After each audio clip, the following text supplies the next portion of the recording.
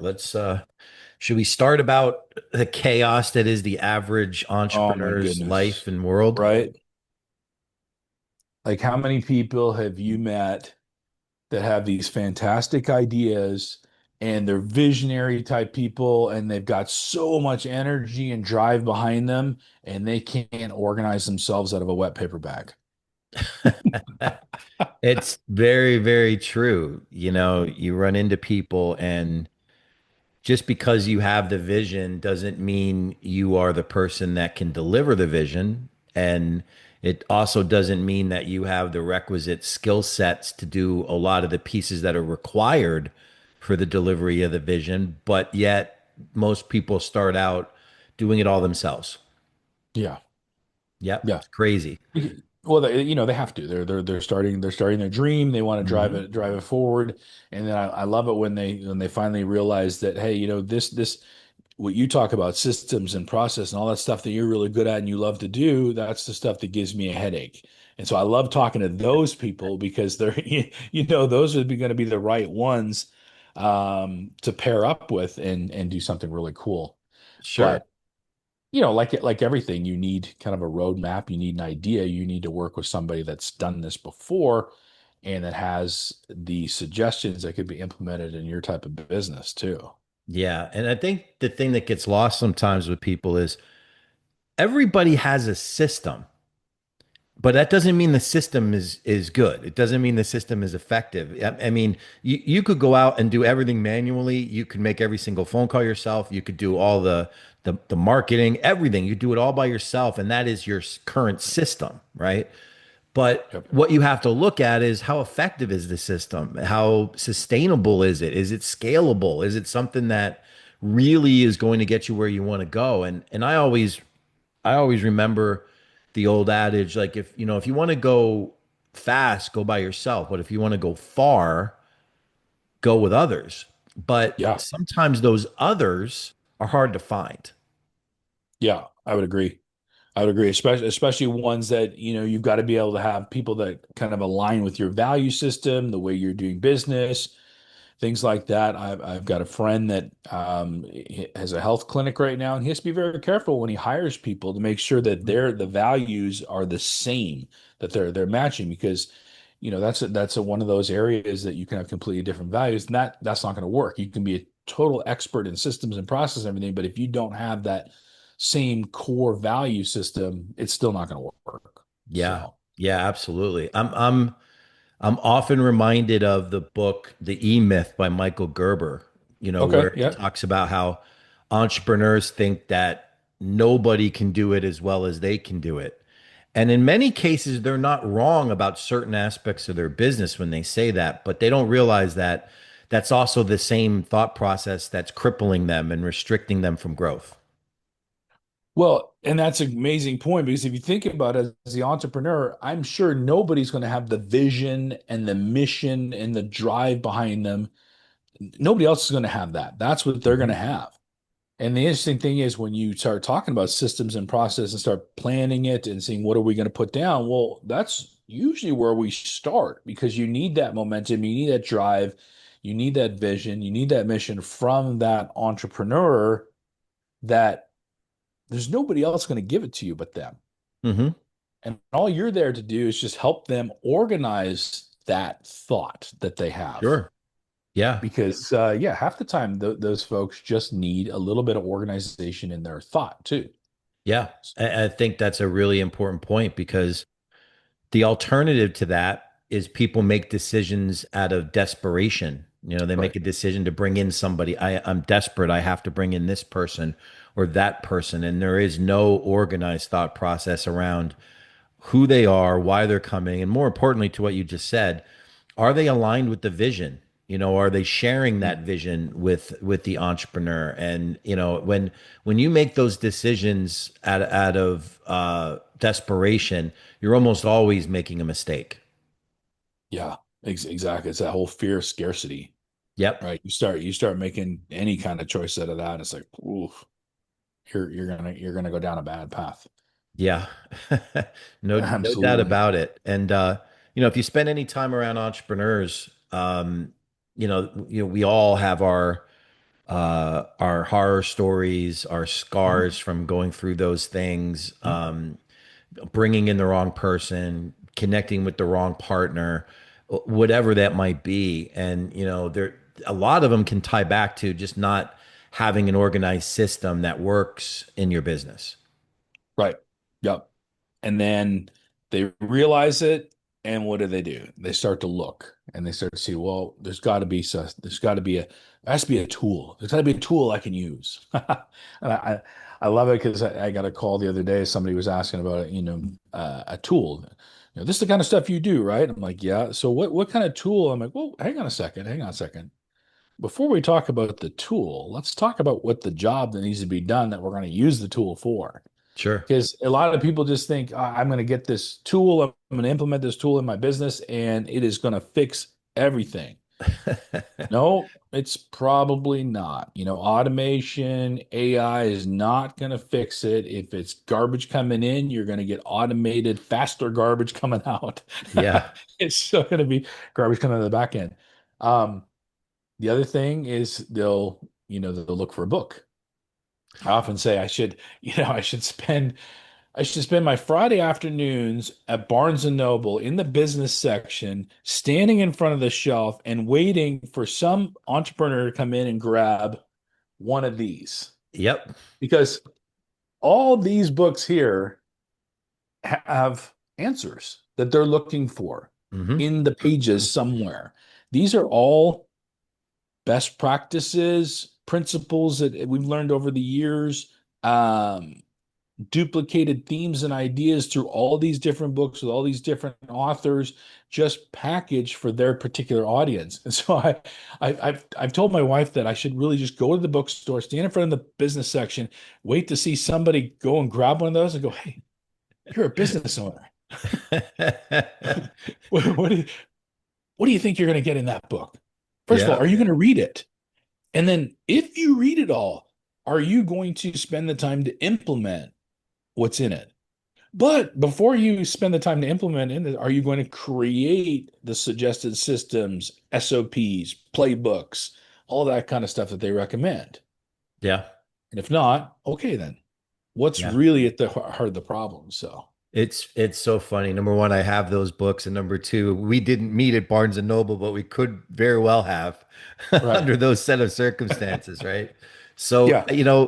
I think that is so, so true. And we just live in this day and age where so much information is available. It's like Oh, yeah. information overload. You only have to look at your phone to realize every 5 minutes something new, some free book, some free offer is out there that dumps more information on you. And most people just don't have the patience to go through it all and implement what's in the book. And I'm gonna cite a real quick example of my own from my Yeah. own experiences. Many years ago, I was a very active real estate investor, and I probably read 25, 30 books on real estate investing.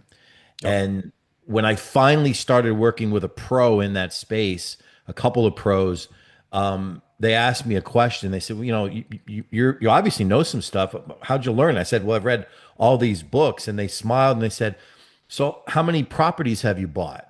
And the answer was zero. I had bought none up at that point. And they said, so what you really need is a system.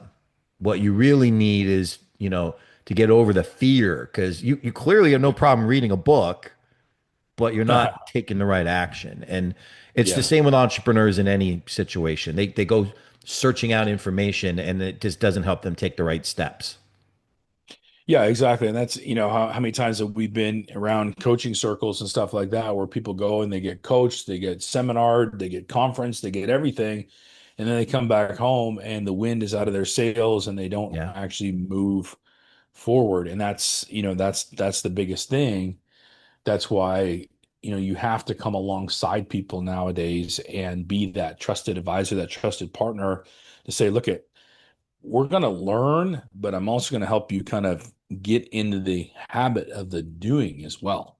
Sure. Yeah, and I We're going think to it's kind of, it's two things. It's habit, and yeah, people have to let go of the fear too. They have to yeah, let go. Like in the entrepreneur world, it's about fear of losing control, right? They're afraid of Yeah. if I give somebody else control, if I give somebody else authority, if I give somebody else the ability of going doing those things, it's not going to turn out very well. And the problem is when you can't conquer that fear, you're doomed to keep repeating the same mistakes.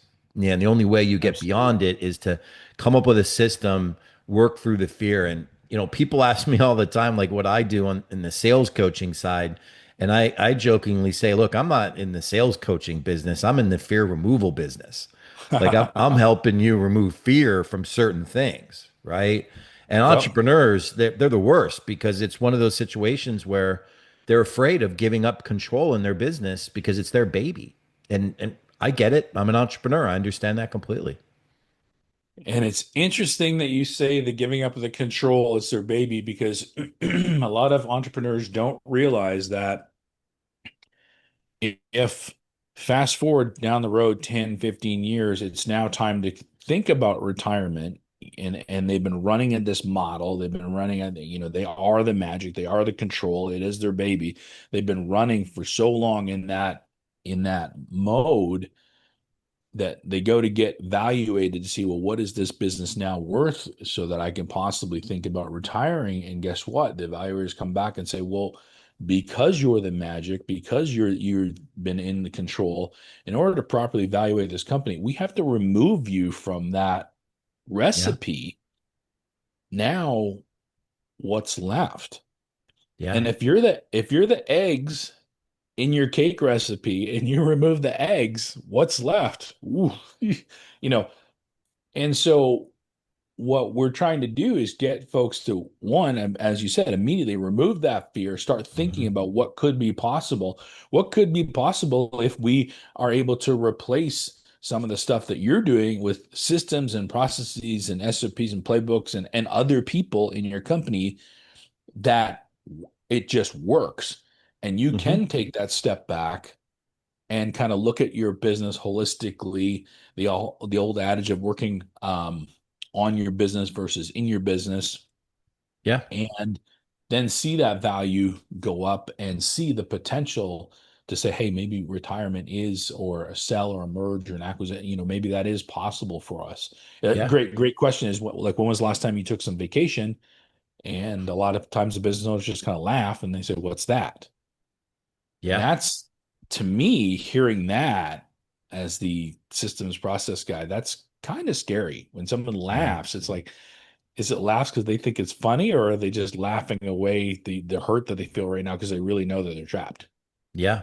You know what? That's so true. I think a lot of people don't realize this. They become enamored with the excitement of owning their own business. And it's exciting, it's fun, right? But the problem is you do find yourself locked in and trapped many times, especially early on or in early days, because you are required to do a lot of those things. And Yeah. there's this fundamental shift that every entrepreneur needs to make towards systems, towards other people, towards things that slowly remove them from that particular situation. Because if they don't make that shift, all they really have is a glorified, complicated job. They have to be there. They have to do it. But if they can make those shifts and they bring in the right systems and they're organized about it, it now truly is a business. It truly is an asset that's worth something because, those eggs remain in the cake recipe. They don't have to Yeah. be there with that entrepreneur. And that's such an important shift for entrepreneurs. Most entrepreneurs struggle with that. I would say that a large part of the reason why many businesses fail, in addition to cash flow as a big issue, having lack of capital, is the fact that the entrepreneur doesn't ever make that shift. They just get to the point where they're grinding and grinding and grinding. And finally they say, I can't grind anymore. I'm done. And Yeah. it's really, really hard. I've seen in situations too where they've been the magic in their company for years and years and years, and then they go through an acquisition. They get acquired by a larger company, and they're like, okay, finally, my retirement years, here we go. I'm going to get my payout. Nope. Guess what? As part of the deal, you have 5 years of golden handcuffs.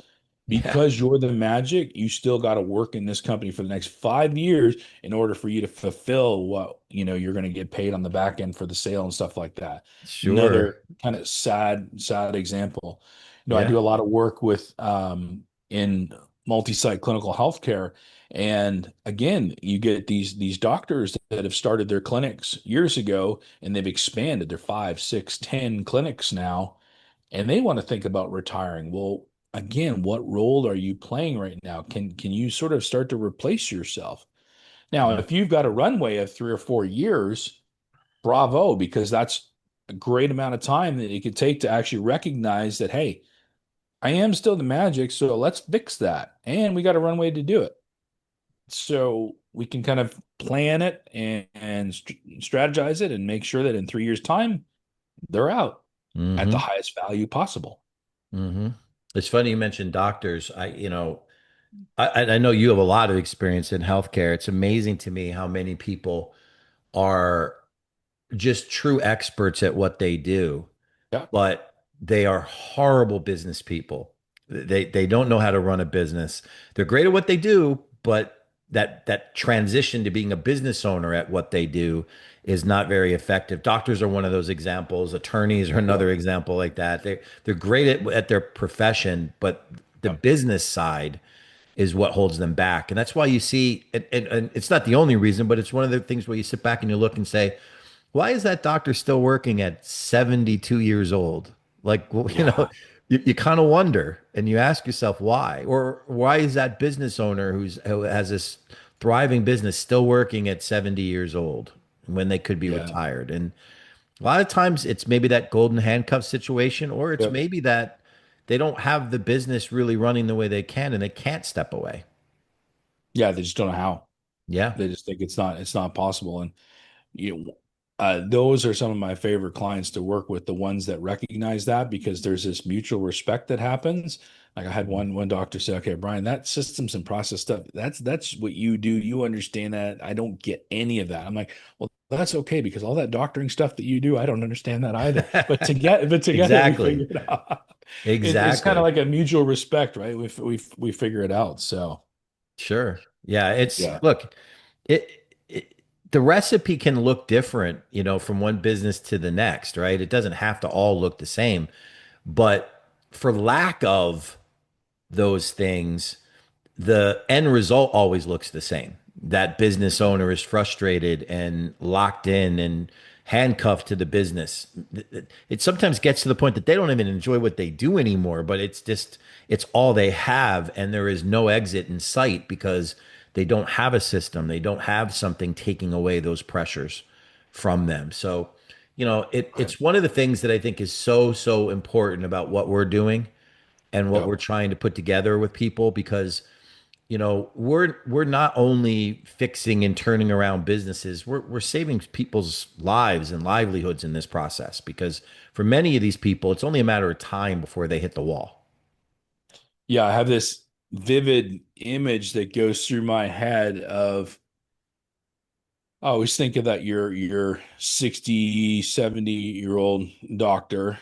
So in my vision, in my mind's eye, it's a gentleman, and he is walking out of his CPA's office, and his head is down, and he's Mhm. walking to the parking lot to his car, knowing that he now has to drive home and let his wife know that those plans of retirement next year are now 5 years out because they don't have the proper valuation, they don't have the money, they don't have the systems to take over and make retirement happen in a year.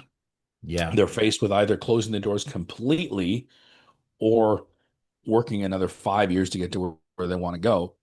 I keep that vision around in my head because it kind of inspires me and drives me Yeah. that for a fraction of what they bring in, I don't think they realize that there's a lot of small things that can be done in systems, process, automation. Now with clinical AI, some of the stuff we're doing there's small things that can be made, small changes and services that can be turned on that make huge gains in their ability to just take a step back for a moment, take a breath, and go, okay, it's Hmm. working. Yeah. So that's, yeah, It's really an important consideration. That motivates me as well. The other thing that I think about, which people don't really talk about it enough, but I think it's a realistic part of life for many people, there's a big difference between working because you have to and working Hmm. because you want to. Yeah. And working because you want to means it's on your terms. It's in a way that is comfortable with you. And sometimes people think it's all or nothing. And what Yeah. we're talking about in the work we're helping people with is we're helping them get towards having the option, like having the choice. Maybe you can eventually step away, or maybe you stay engaged, but your role changes because now you have other people or you have other systems in place. And I think for a lot of people, they're not wired to ever stop working.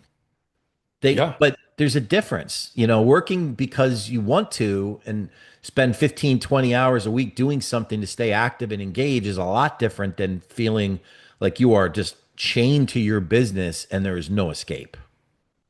Yeah. When you say that, I immediately think to Dan Martell's book, Buy Back Your Time, and he's got the concept in there, the 10-80-10 rule. Ten Hmm. 80 10 being I'm involved 10% in the beginning in the ideation and the creative stage because that's Hmm. where I like to play. The 80%, I've got systems, process, automation, team members, trusted team members, all that stuff doing the 80%. And then the last 10%, I'm there for quality control, governance, check-ins, and things like that. That's somebody that is now working on the things that they like to do, working because they want to work as opposed to what they Yeah. have to work. Those that have to work, there is no 10-80-10. It's 100%. You're doing Yeah. it all. Yep. I don't Absolutely. ever want to get into that spot. Yeah. And look, and there's still a lot of people that recognize that if they're wired a certain way towards having to work, they're sometimes afraid of retirement. They're afraid Yeah. of stopping because they aren't sure what's going to happen. And we all hear these stories about, the person works till a certain point, they retire, and then a month later they pass away. And nobody wants to Yeah. imagine that their life is like that. But sometimes you need to figure out what you want, the rest of your life to look like. And if it involves working part-time just because you enjoy it, great. Yeah. Or even having the ability of making that choice. Like for some people where they sit today, even that's not an option. Like even like Mm. scaling back to even just a part-time thing, it's not an option the way they are. So Yeah. I think everybody has to ask themselves what they want it to look like. But you know, the reality is the choices you make now will only better give you more options later. If you don't make those choices, if you don't set those systems up, then the choice is made for you, right? Yeah. You either take control of it or it takes control of you. And most people live in this world, at least the ones that are struggling, they live in this world where it's taking complete control of them. They are a slave to what Totally they're agree. doing, and it's really, really difficult to break out of that pattern for people. Totally agree. And think about the number of people that we've talked to over the years that have recognized that they're into that and they say, well, you know what? I don't think I want to retire just flat out in the next couple of years, but I'd like to take a step back. And then we get to work on what taking a step back actually looks like. Sure. Let's just plan it. Let's make Hmm. smart decisions. Let's put smart systems in place, automation, things like that. Let's plan it and let's say, what does taking a step back look like in the next 1 or 2 years? Okay, then after that, you want to take another step back. Let's plan it. That's, and again, but that's the way we think. And sometimes you're onto your typical entrepreneur, visionary founder.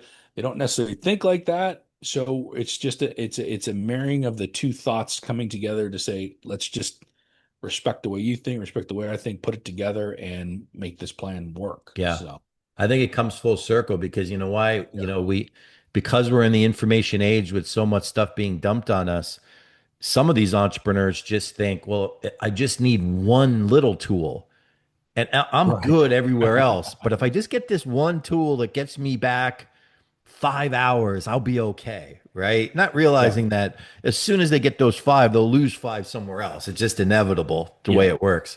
But I think when you look at making these types of fundamental shifts for people, we're talking about changing habits. We're talking right. about being very, very intentional and strategic. And unfortunately, that requires forethought and foresight as to what you do.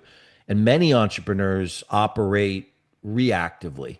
Yep. They operate like I'm having things thrown at me day by day, and I'm playing catch up. And you need to be proactive about these things to really turn your business in the right direction. Yeah, absolutely. And that's some of the things that we do with them, when we're working with our clients. I've seen it. We put things in front of them and they look, and they're like, well, what else? There's nothing else. That's it. That one tool that I just put down for you, fill it out. Tell me what you think about it. They fill it out and they look at it again and they go, that's so simple. I said, Hmm. it actually is simple. It's a different way of thinking. It's not necessarily the way you thought before, but look what you did. You took your thoughts, your ideas, your dreams, your goals, everything. You put it onto this piece of paper, and now take a look at what you've got. And so I think that I like the fact that we do that first and then figure out software, technology, AI, automation, figure those toolings out later because Hmm. it's think about it. It is just a tool. If I'm going to go out back and today I've decided on a Saturday I'm going to construct a doghouse for my dog. Well, there's certain supplies I need, but I need to kind of have the whole plan laid out. And then based on the plan, I know, okay, I'm going to need this tool, this tool, this tool, and this tool. Instead of Hmm. saying, here's a whole bunch of tools. Now what can I do with it? I don't know. There's a shovel. I can dig a hole. No, I'm making a doghouse. I don't need a hole. Uh-huh. Right? Absolutely. So I think, I was speaking to a gentleman this week that was Yeah. mentioning that. And I'm like, no, let's figure out what needs to happen first. So that's what I like about our approach. And Yeah. again, you and I have heard it so many times from people. They're like, it's that's kind of simple. It Yeah. is. Again, there's nothing complicated in any of these books. And in fact, they all kind of repeat themselves. There's nothing Yeah. complicated in there. It's simple, best practices, back to basics. But what we add to it is the actual guide, the tooling, the coming alongside, the trusted advisor, the partnership, the training, the leadership, Hmm. and the accountability. And I Correct. think that's the one thing that is lacking when you just go and grab a book, take a course. There's nobody, you're not accountable to anybody. Absolutely. It's funny you say So, that because a lot of the things that I do when I teach and coach people is I teach with analogies and comparisons a yeah. lot. And when I was thinking about this call and thinking about what we're building, I couldn't help but think of the movie Bull Durham, and I'm thinking of Kevin Costner's character, obviously Yep. the saged, experienced ball player, dealing with Tim Robbins' character, the young, wild upstart who just can't get out of his own head and his own way, right? And in Yep. many ways, we play the role of the Kevin Costner character. We're that experienced business owner, the one that's been through it, but we're helping that entrepreneur get out of their own way and get Yeah. back to what works and not get lost in their head and overthink it. Because for many entrepreneurs, they have superstar talent, Yep. but they're either overthinking it or they have no path, they have no direction, they have no system, they have no way of channeling it for maximum effect. There's signs of brilliance, right? Yep. There's symptoms, they see it, it's there, right? But they're Yep. not getting the desired result. And that's where I think we're going to help a lot of people. I think a lot of people are going to be benefiting from this. And I think it's, the ripple effect is what these businesses do and the lives they impact and how many other people will benefit from these entrepreneurs getting this right. And that's Yeah. that's an important consideration. I totally agree. Love it. All right. So what have we put together? Let's talk about that for a minute. Sure. So So yeah, what do we got? Do we want to talk about how it came to fruition? Is it yeah, let's yeah. look. Let's talk about the realities of what's out there. All When right. you see these books and these people that are highlighting these very very high level operating systems for businesses, their typical target market is a much larger organization. Hmm.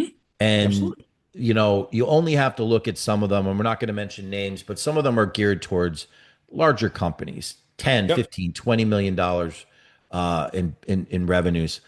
But nobody really is truly addressing the needs of that smaller business owner, that solopreneur up to, maybe a 5 or $10 million company.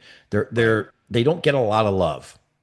And what we've done is we've put together something that is truly going to love on the smaller business owner and allow them to get to that next step, get to that bigger place, because now they're in a spot where they have the right system for them.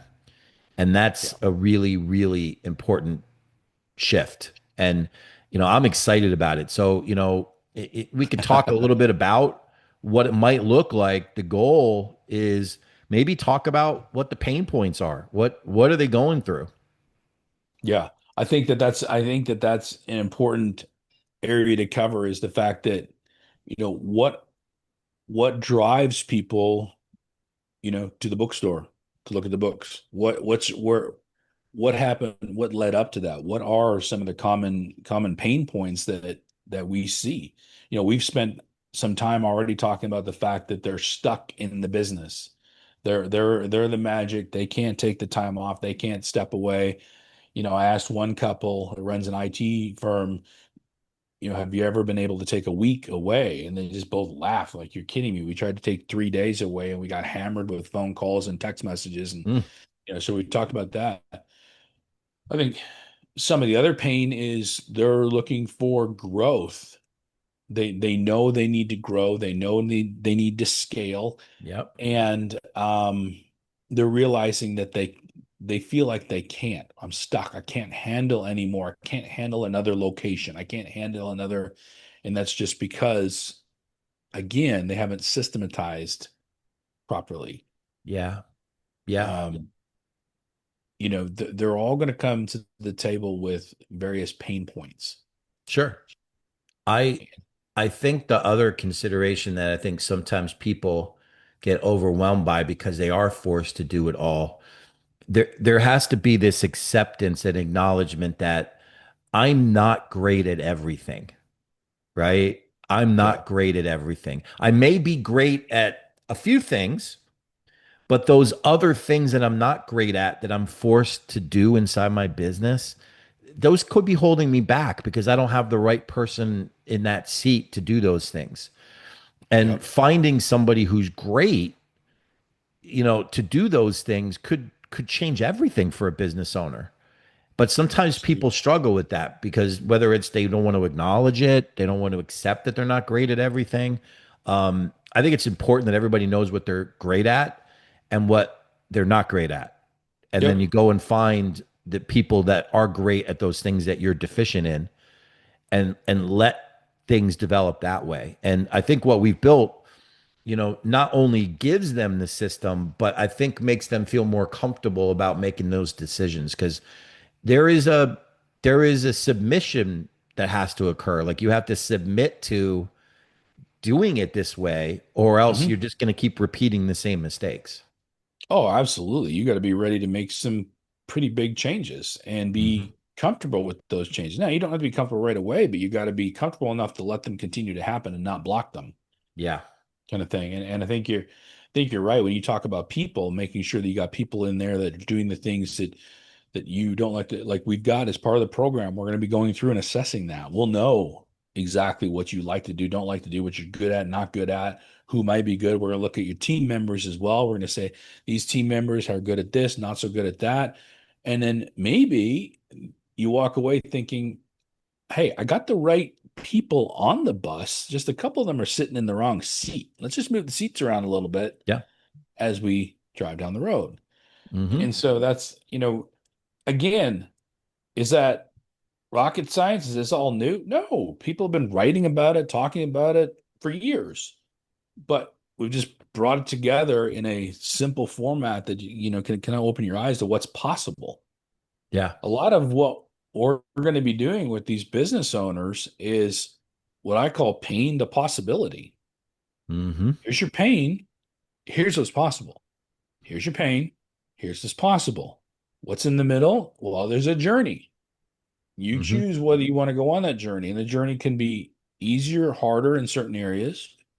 And Yep. the journey is going to involve looking at your goals and looking at your realistic goals, looking at their radical goals, or what some people would call like a stretch goal. So I take my realistic one, I stretch it, like, "Ooh, okay, this is making me feel pretty uncomfortable, but this is my radical goal." And then looking at your impossible goal. And the impossible goal is best described as something that you deep down feel you can do, you just don't know how to do it yet. Yep. And, So yeah. when you And say that, I'm reminded of, we talked about tools, right? yeah, I think if people simplify the analogy and realize that everybody themselves is a particular tool in a tool set. Some yep, people are hammers, some people are wrenches, some people are screwdrivers, right? yeah. And I just remember growing up, like one of the first rules my father taught me was make sure you use the right tool for the job. Like, Oh my goodness. not everybody is a hammer, not everybody Yeah, is a wrench or a screwdriver. But what's really important is when the job requires a wrench, well, you need a wrench. If you're not a wrench, why are you trying to do that job, right? yeah. Um, so, when we talk about tools, they don't have to be high tech. The visualization is the same. It's like if you're the wrong tool for the job, why are you doing it? You're not going to get the desired outcome. It's only Right. going to create a problem. Some people only are one type of tool, and that's Yep. not going to get them where they want to go. Yep. Totally agree. And I've often used the analogy with my father to describe what we do. Is I say, a lot of times I'm like the conductor of an orchestra. Yeah. I'm there about timing. I'm there to watch for risks. I'm there to keep the schedule. I'm there to kind of keep the pace and everything like that. I don't necessarily need to be an expert and know how to play any one of those instruments, but I need to understand how to, manage that team, watch that team, look for risks and look to see what's happening and see where I can adjust and bring the volume up with one section and the volume down with the other section, things like that. Yep. You Great get a business analogy. owner, you get a business owner in that mode, whew, there's You no do a stopping. lot.